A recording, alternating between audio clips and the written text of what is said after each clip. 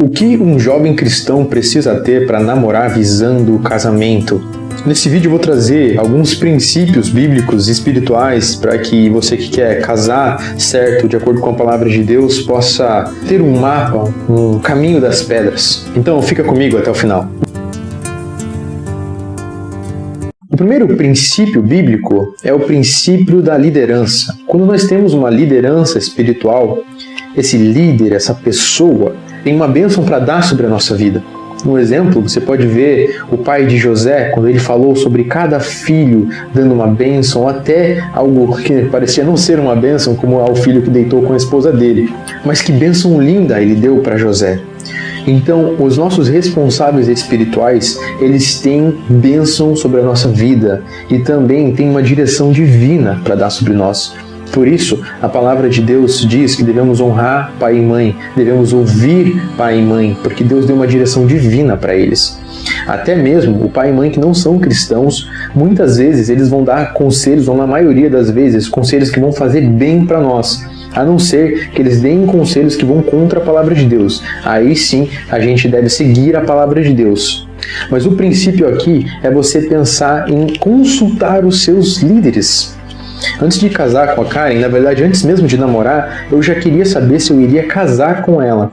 Então, o que eu fiz foi conversar com o meu pastor, reuni lá com ele, contei pra ele a menina que eu gostava, como ela era, conversei com meu pai, conversei com a minha mãe, contei dela, falei onde que eu tinha conhecido, como que ela era, características dela, falei com o líder de jovens, com o pastor de jovens, falei com vários líderes espirituais e fui colhendo conselhos deles.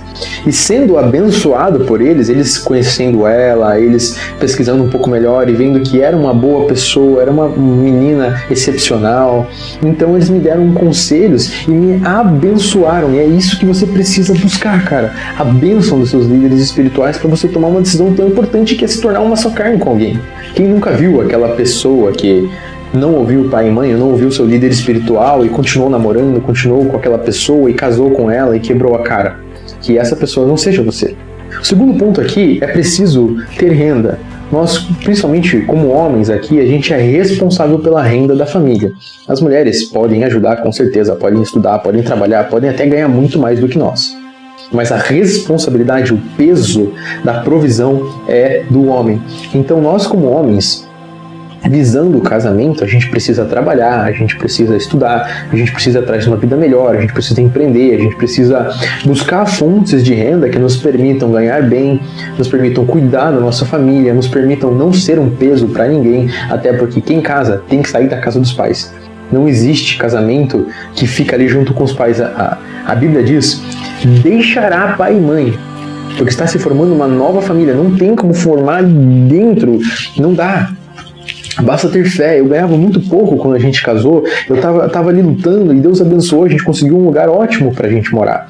Então quando a gente casa, a gente sai da casa dos pais e tem que arcar com os custos de aluguel, ou de parcela de financiamento, ou de parcela de consórcio, ou tudo isso junto, ou tem que pagar luz, pagar água, pagar o carro, pagar gasolina, e isso amadurece a gente. Então a gente precisa ter renda para essas coisas, precisa trabalhar.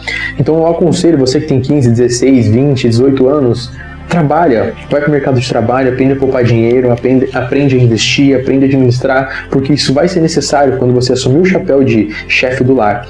E você, mulher, menina, está aqui querendo também casar, é interessante que você também veja uma forma de auxiliar, uma forma de aprender, possa estudar, possa ter um emprego legal, para assim auxiliar a sua família na sua formação. E o terceiro ponto é ter maturidade espiritual.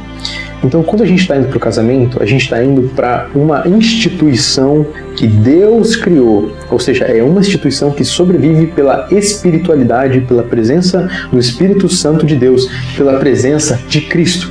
É Cristo que criou o casamento como uma visão ali do futuro da igreja casando com o Cordeiro, mas o casamento, ele é espiritual e ele precisa de maturidade espiritual. É preciso entender batalha espiritual, é preciso entender de oração, é preciso entender de palavra, é preciso entender de brecha, porque o que vai sustentar o casamento é a presença de Cristo, é a presença do Espírito Santo.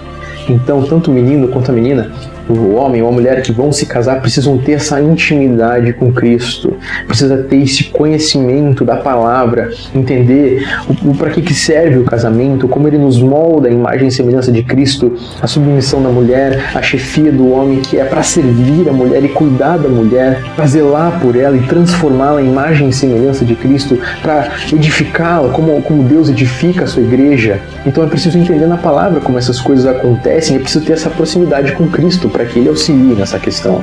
Então esses são os 3 conselhos que eu deixo aqui para o jovem que quer se preparar para o casamento. Não deixe de se inscrever no canal e compartilhar essa mensagem, e a gente se vê no nosso próximo vídeo.